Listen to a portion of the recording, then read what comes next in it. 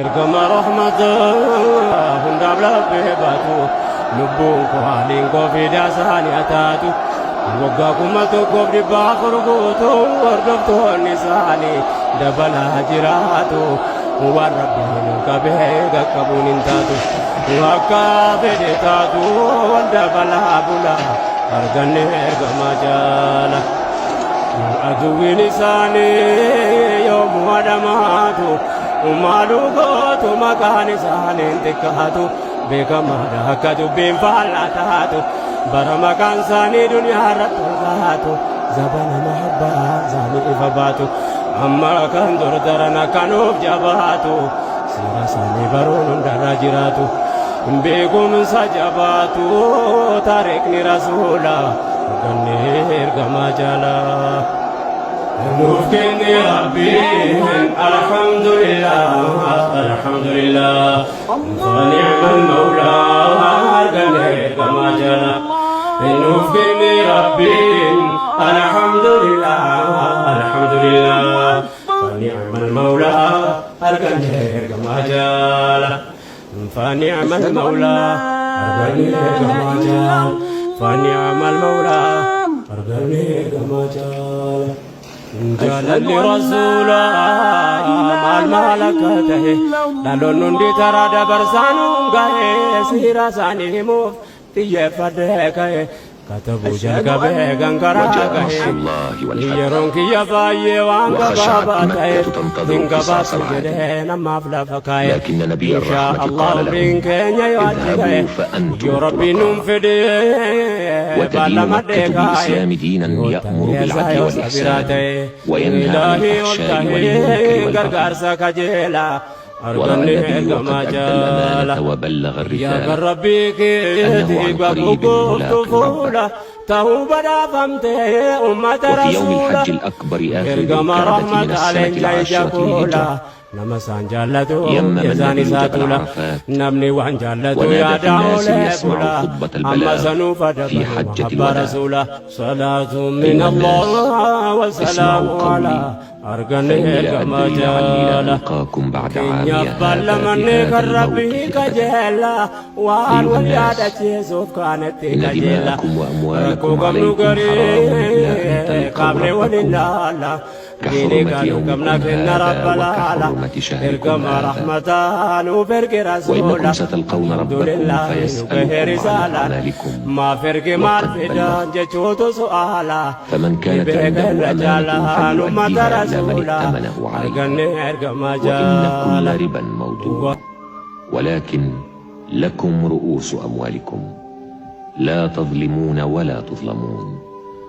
اعقلوا أيها الناس قولي فإني قد بلغت وقد تركت فيكم ما إن اعتصمتم به فلن تضلوا أبدا، كتاب الله وسنة رسوله. أيها الناس اسمعوا قولي واعقلوه. تعلمن أن كل مسلم أخو المسلم وأن المسلمين إخوة، فلا يحل لامرئ من أخيه إلا ما أعطاه عن طيب نفس منه، فلا تظلمن أنفسكم.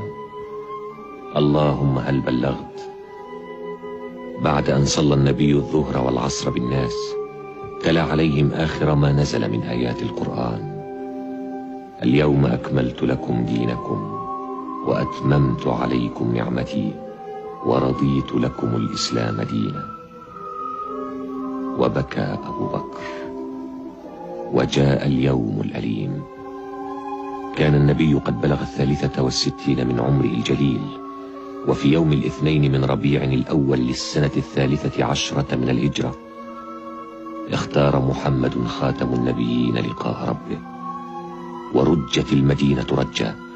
لا أحد يصدق أن الذي يصلي عليه الله وملائكة السماء يضمه قبر في هذه الأرض، لكن محمدا قد مات. هكذا يقول أبو بكر للناس من مسجد رسول الله: أيها الناس، من كان يعبد محمدا فإن محمدا قد مات، ومن كان يعبد الله فإن الله حي لا يموت. وسجي الجسد الشريف حتى دفن مكان موته من مسجده بالمدينة. أما الروح فباقية بقاء الرسالة التي لا تموت. الله أكبر. في نورها يواصل أصحاب محمد والتابعون دعوة الناس كافة إلى كلمة سواء، ألا نعبد إلا الله ولا نشرك به شيئا، ولا يتخذ بعضنا بعضا أربابا من دون الله. الله أكبر. المسلمون الذين بدأوا فئة قليلة يتكاثرون، والرجل الذي بدأ وحيدا صار أمة، والأمة تجمع كل الناس على كلمة الله.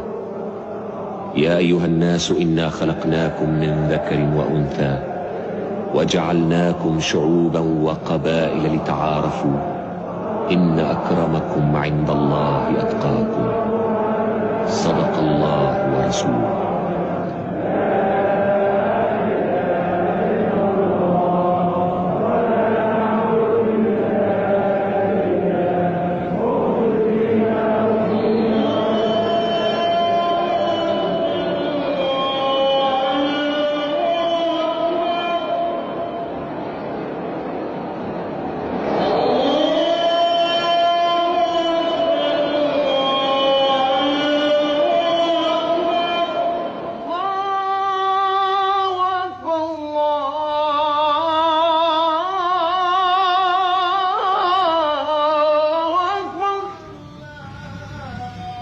أشهد أن لا إله إلا الله.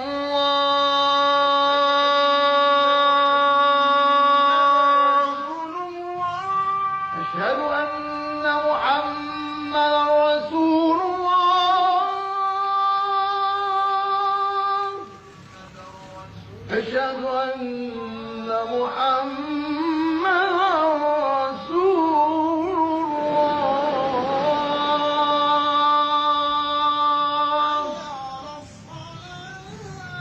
حي على الصلاة.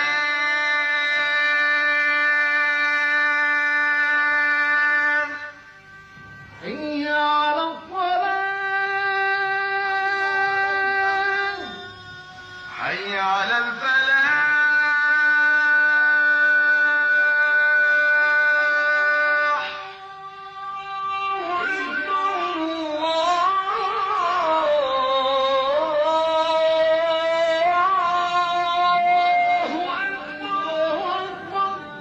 لا إله إلا الله.